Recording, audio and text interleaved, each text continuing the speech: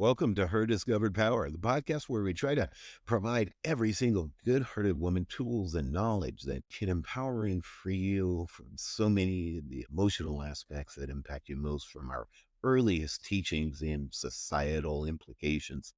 I'm Dave Jones with Captive Coaching and Empowerment, and this is my mission and my passion because of what I've seen happen with the women in my life, including my own mother.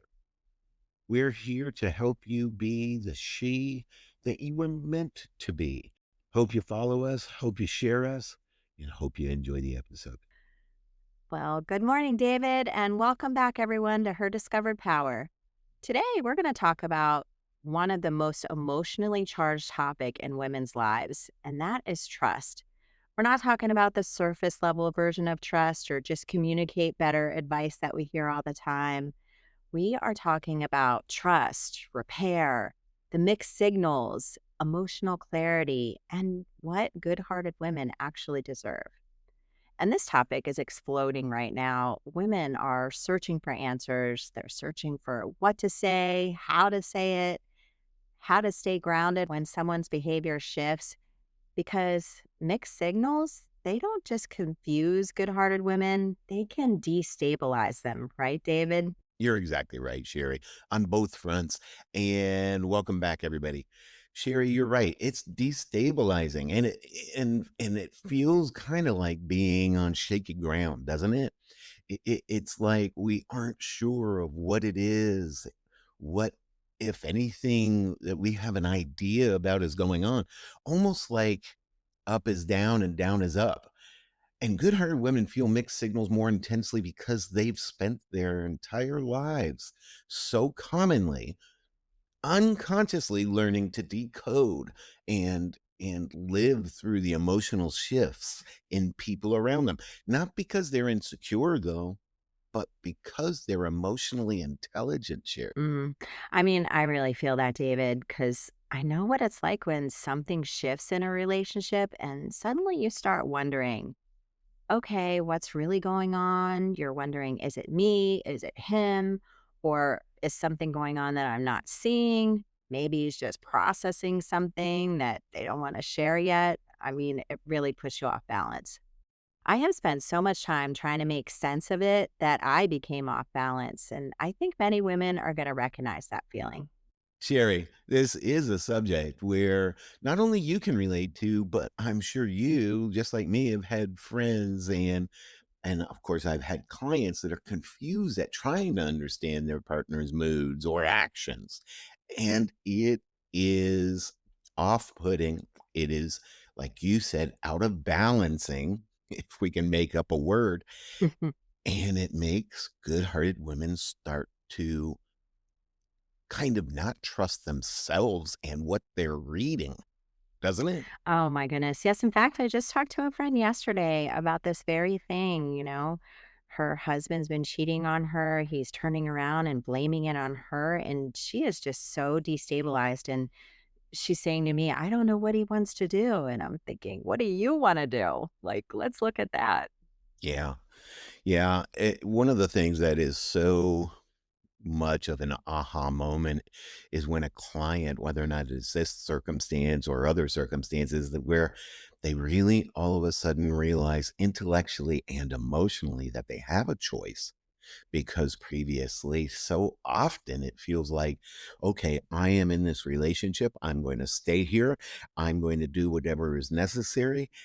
But when we have that choice to stop experiencing the pain, or in your circumstance that you just related, it's a circumstance where a person has the ability to say, wait a second, I don't have to worry about choosing. They've made my choice for me, and I can absolutely agree and endorse with their choice that we're done.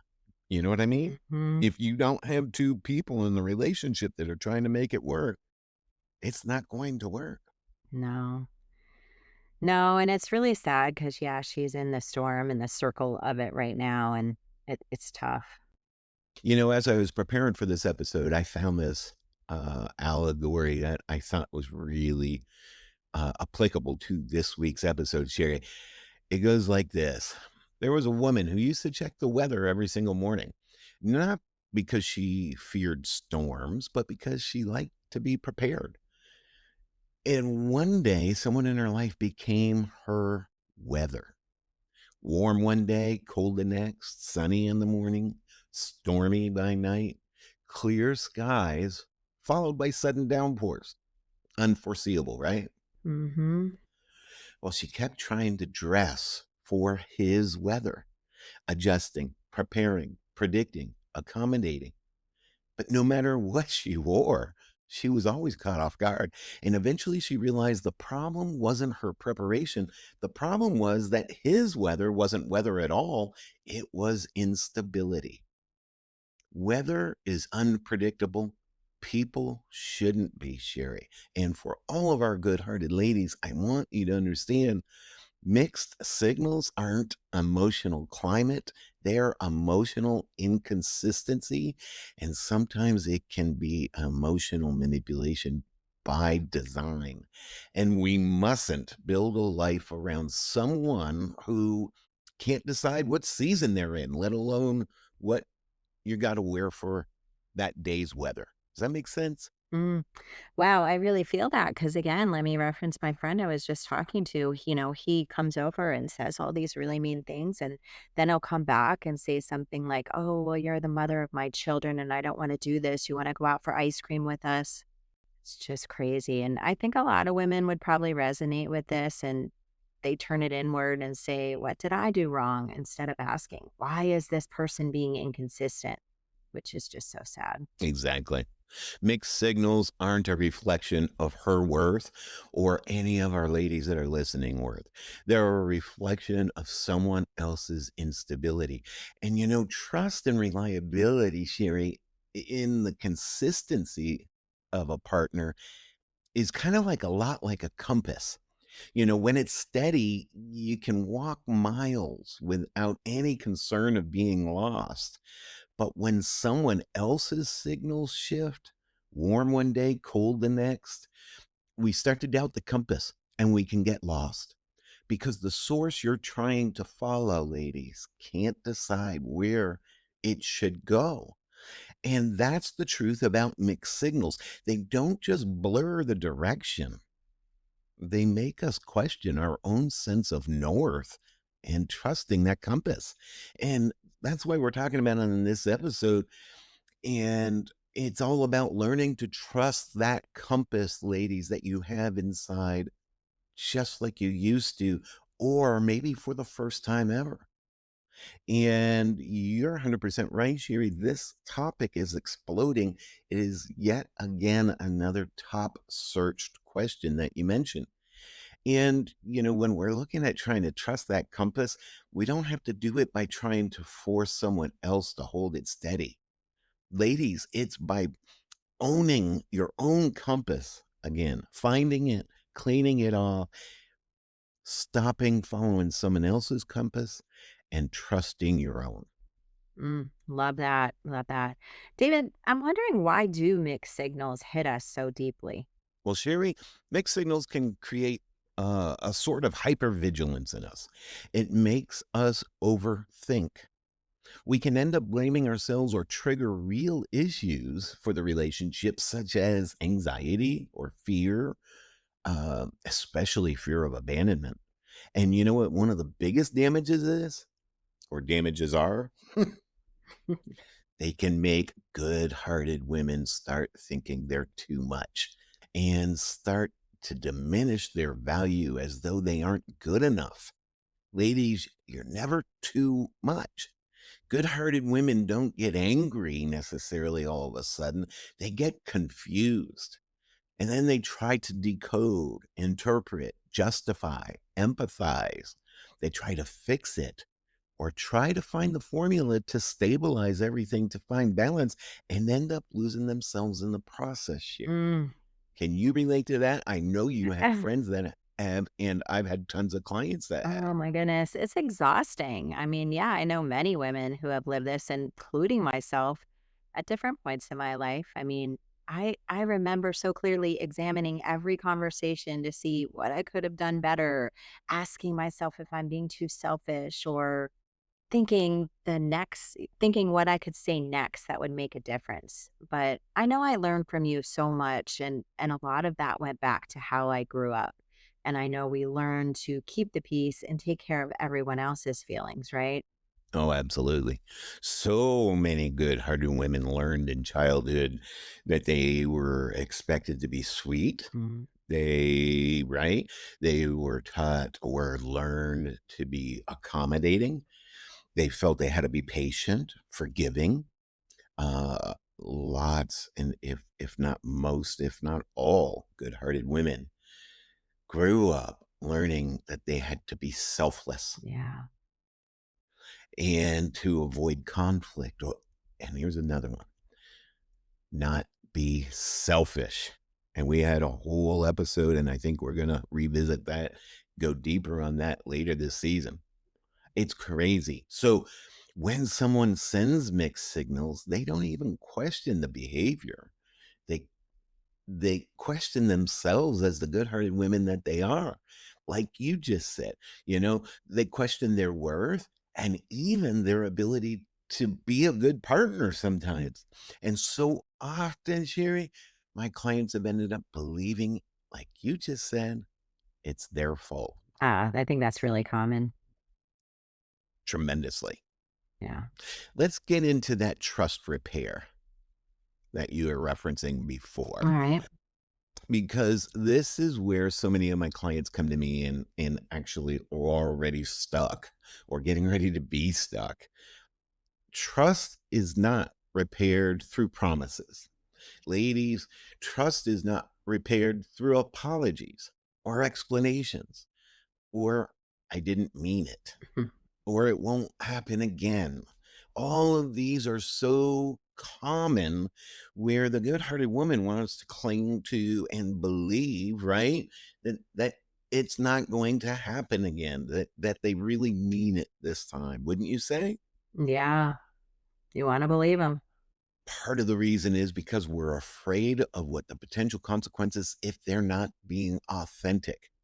This is why I work with so many of my clients, Sherry. The good-hearted women, as you know, are the only ones I work with. Trust is repaired, ladies, if it can be repaired through consistency, accountability, transparency. They start to show up. They accept the responsibility for what they have done. They begin and show reliable and predictable types of communication with you and through shared responsibility. These are the things that can, if it's possible, repair a trust in a relationship. Yes, yes, and women need to hear this. I mean, honestly, you can't repair trust with someone who keeps breaking it, no matter how much you love them.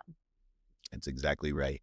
You can only repair trust with someone who is actually authentically willing to actively rebuild it with you and together and inside of themselves. And it takes time. And ladies, I let all of the good hearted women I work with know the following: there is zero chance of the repair being successful if you have to cajole, coerce, force, or otherwise incentivize your partner to participate in the repair.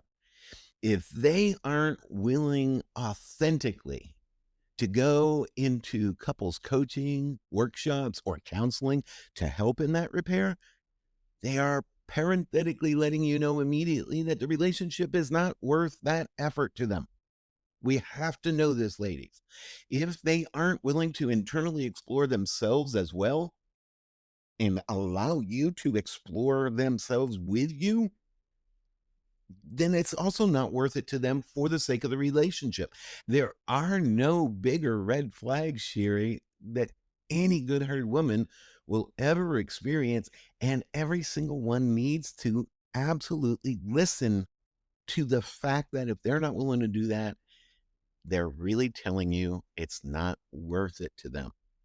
Was I too forceful with that, Sherry?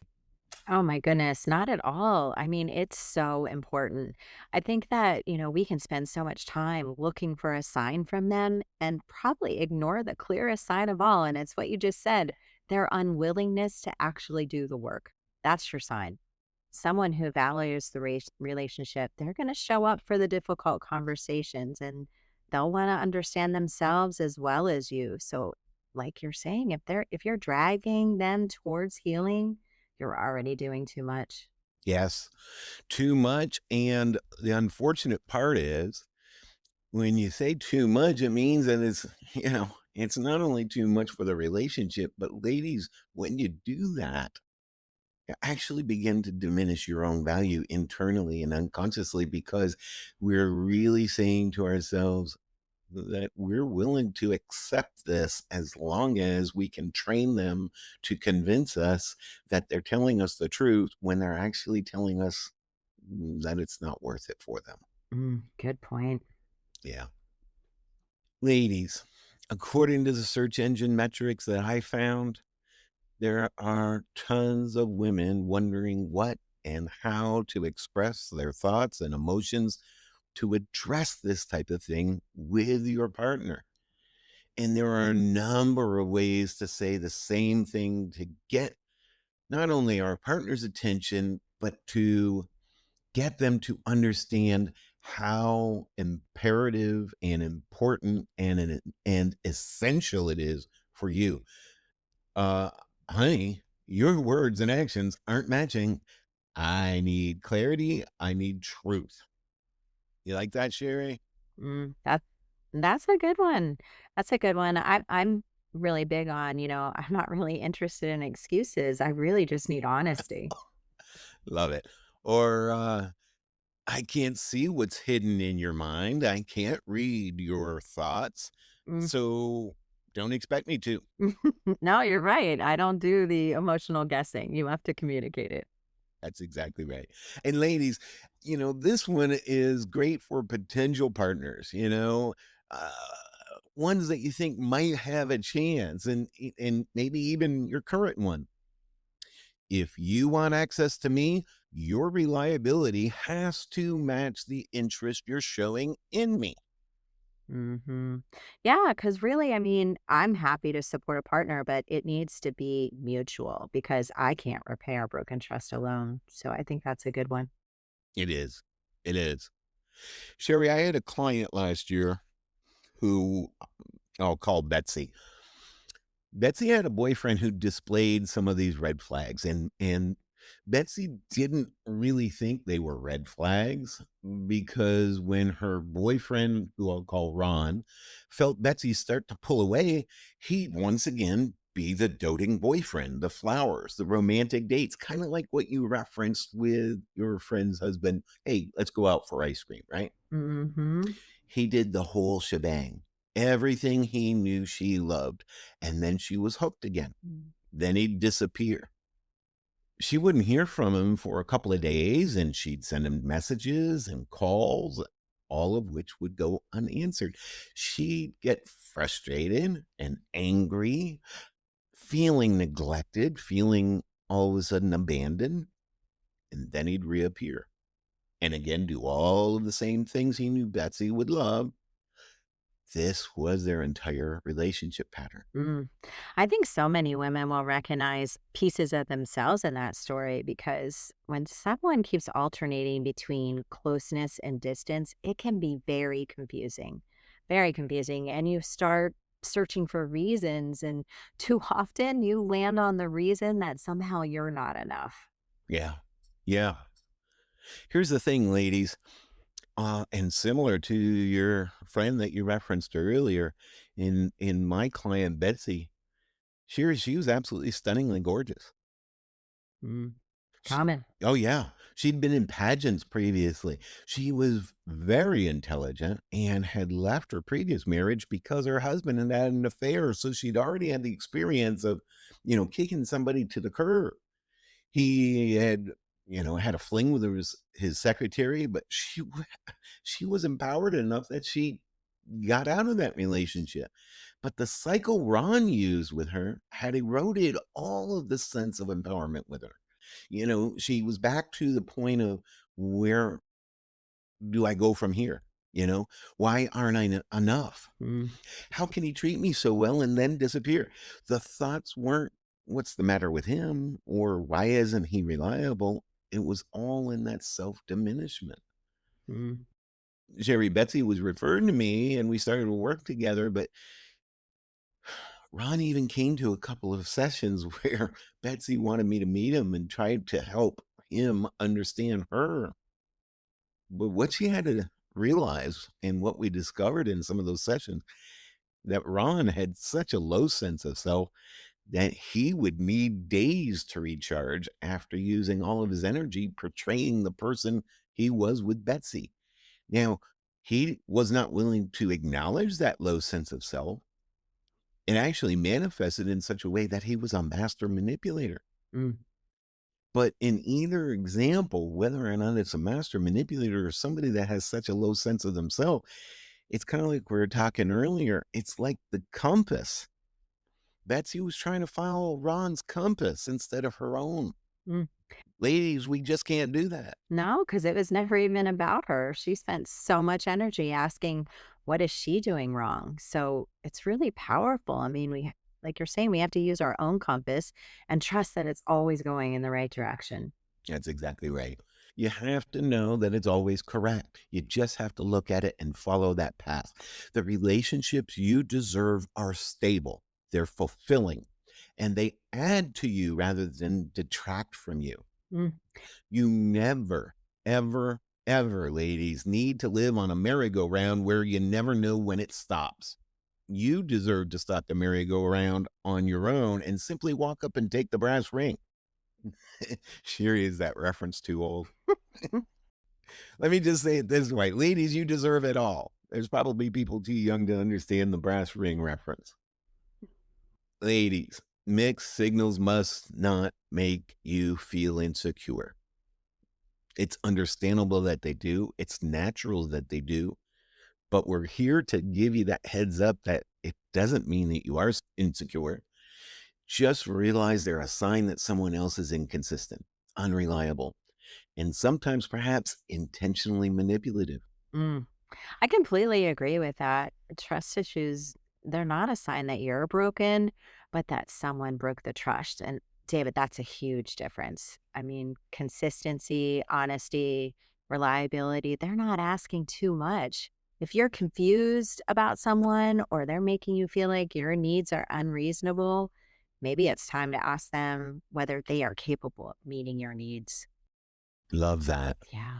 Love that. And ladies, some of the things that Sherry and I are talking about, the accountability, the reliability, these again are just the minimums. Yeah, you're right.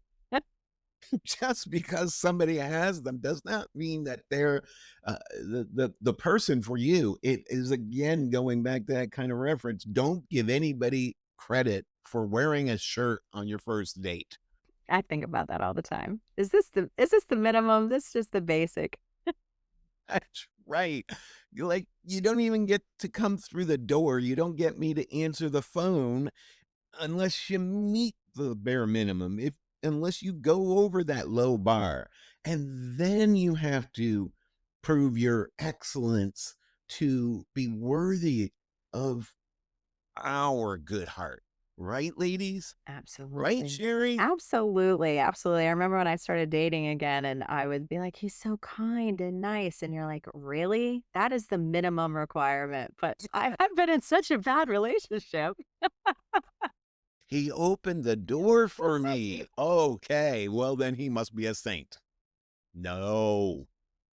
No, I mean, honestly, David, one of our sensitivity can be one of our greatest strengths. I mean, it does allow us to create meaningful connections and just to love deeply. But the right relationship, it won't ask us to become less of who we are. We should feel safe enough to be exactly who we've always been. Oh, I love that. Mhm. I really do. For all the good-hearted ladies that we're talking to out there, I I hate sometimes when I say things like it's a command, Sherry, but we're really passionate about getting you ladies to know this. Please don't dare let anyone convince you that you are to be less sensitive. I love that you brought that up, Sherry. I detest that phrase. The fact, ladies, that you are sensitive is one of the best things about you for the relationship that you deserve. Mhm. It's what allows you to support, nurture, and love deeply of your partner as well as yourself when you're empowered. You deserve all of that. But the partner you deserve will need to do the same in return. So be sensitive. Sensitive is intuitive. And the majority of people need to be more sensitive, not less. And Sherry, I submit to everyone out there, our world and our society would be a hell of a lot better if more people were sensitive. Mm, so agree with that. So agree with that. I think it's perfectly said. And I think you offer a full trust repair guide too. So if you go email David at info@captivecoachingandempowerment.com, you can take this a step further. Thank you for that, Sherry. Ladies, I need you to protect your energy. Forecast your own weather, trust your compass, and remember needing clarity, needing certainty, needing reliability is not selfish. You must look at it that it is sacred and that it is a requirement. Powerful topic, David. Thank you for going over this one. Well, I say all the time, Shiri, I wouldn't want to do this with anybody else. So I thank you so much for doing it with me. And ladies out there, please share us with every single woman that you know because you never know who's going to need to hear what we're saying on any given day. Right, Sherry? That's right. Thank you, David. I love this. Thank you. For her discovered power, we'll see you on the next episode.